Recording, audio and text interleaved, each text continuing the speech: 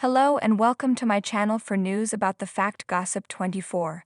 Please follow and subscribe for more information. Alana, your friend, is me. Let's begin. 90-Day Fiancé, 10 cast members who have struggled financially. Are they all finally back on their feet? There have been many notable 90-Day Fiancé franchise cast members who have memorably struggled financially, so are their money problems fixed now? The OG 90-Day Fiancé show debuted in 2014, and it currently has 10 complete seasons behind it.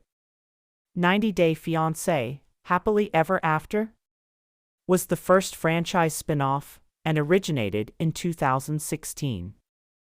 90-Day Fiancé, Before the 90 Days came next in 2017, followed by 90-Day Fiancé, The Other Way in 2019.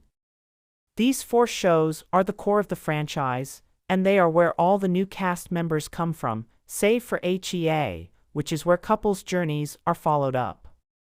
The 90-Day Fiancé umbrella also has other spin-offs that have been wildly popular in recent years. Love in Paradise, The Caribbean, a 90-day story, now called 90-Day Fiancé, Love in Paradise, premiered in 2020 and has 4 complete seasons. 90-Day, The Single Life, 90-Day Diaries, The Family Chantel, Darcy and Stacy, and 90-Day Bears have all been spin-offs that follow established cast members in their lives after their initial run in the franchise. Over the years, finances have been a serious and very relevant topic plaguing many of the cast members. To bring a foreigner to America on a K-1 fiancé visa, applicants need to meet a minimum income requirement, which has proved difficult for many of the cast on this list. What's more, maintaining relationships with people abroad has been an expensive endeavor for the Americans of the show, and has dug some deep holes for some that have been daunting. In Love in Paradise Season 4, Luke Berry went to Colombia to tell his 19-year-old fiancée that he was broke after supporting her upscale lifestyle the past year. Before the 90 Days Season 7's Loren Allen also went to his foreign love interest's country broke, but the pair got engaged despite the hurdle. These 2 examples don't compare to the financial despair of those on this list. The 90-Day Fiancé cast members on this list were in dire financial straits, and an update on their current money landscape is insightful. 90-Day Fiancé, Before the 90 Days star Niles Valentine met his now fiancée, Matilda NTI, on social media after she sent him a message. The pair dated virtually for 2 years before Niles, who has autism spectrum disorder, went to Matilda's native Ghana to meet her for the first time. Matilda was adamant about getting married on Niles' first trip, as he had proposed to her over video call previously. Niles had reservations he expressed to Matilda, and the pair decided to just do the traditional knocking ceremony. However, Niles was implored to go through with the marriage after his stand-in Ghanaian father, Mr. Ark, said he couldn't break tradition and had to marry Matilda. This led Niles to reveal to Matilda that he lost his job before going to Ghana, and that he was broke and couldn't afford the wedding. With his back against the wall, Niles asked Mr. Ark to come up with his deficit for the wedding with a loan, and Mr. Ark obliged. Things are looking better for Niles now, however, as he has been at his new job since January 2024. With job security, Niles is in a better position to bring Matilda to the US and pay back Mr. Ark.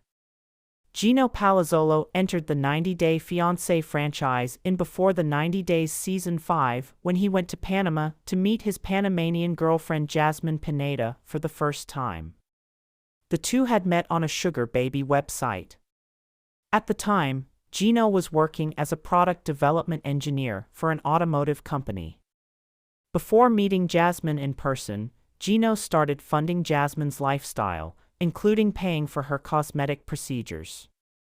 Gino described himself as money-conscious and was worried about how much he spent on Jasmine.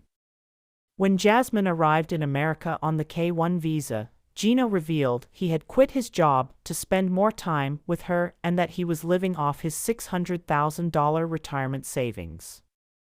Jasmine felt Gino was withholding his money from her and financially controlling her. Gino thought he was trying to maintain a budget.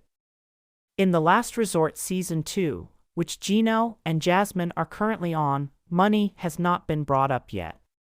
Tiffany Franco first appeared in 90 Day Fiancé, The Other Way Season 1.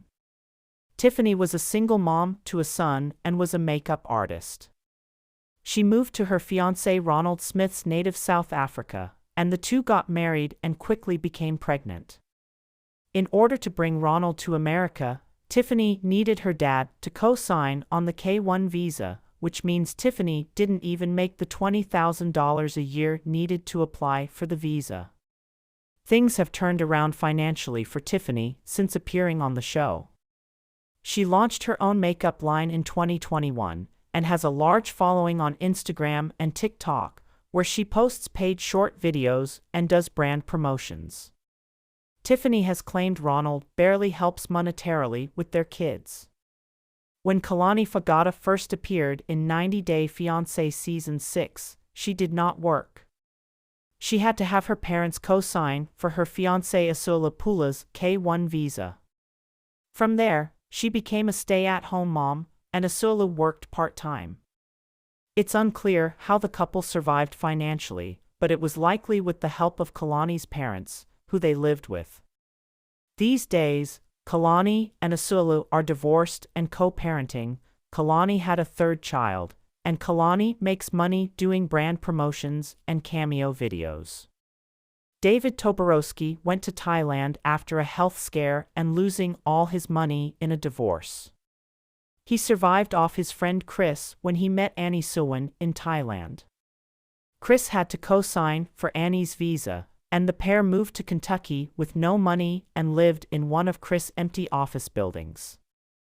However, through their 90 Day Fiancé fame, David and Annie launched a cooking channel, continue to appear in the franchise, and do brand and company promotions to earn a living.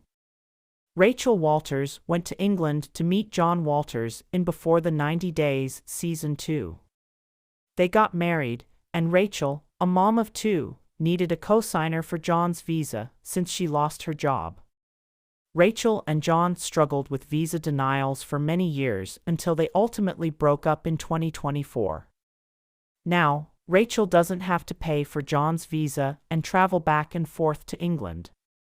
She runs an Etsy store selling handmade trinkets and is on Cameo. Nicole Nafziger and Aizen Tefu were introduced in 90 Day Fiancé Season 4, when Nicole went to Morocco to meet Aizen in person for the first time in person. After becoming engaged, single mom Nicole asked her dad to co-sign for Aizen's visa. However, they did not make it far in the application process, as the pair broke up. Nicole put all her limited money into traveling to see Aizen, and then $12,000 into opening a store in Morocco with him. The store never came to fruition, and Nicole left the relationship and went back home to live with family in Florida. Nicole most recently worked at Starbucks, and she gets money through clickbait ads that anger fans. Jibri Bell brought his Serbian wife, Miona Bell, to America on the K-1 visa in 90 Day Fiancé Season 9. They moved into his parents' house in South Dakota, and it's unclear whether he needed a co-signer for the visa. Jibri gave Miona a jet-setting life before they got married, but was unable to deliver that upon her arrival in America. It looked like Jibri and Miona were down bad, as Jibri's music career dwindled. However, Miona launched a successful ponytail business and was seemingly supporting the two. But Miona and Jibri broke up after a year of marriage, and Jibri has been finding himself on a spiritual journey in Asia, while Miona has bought a house with a new man.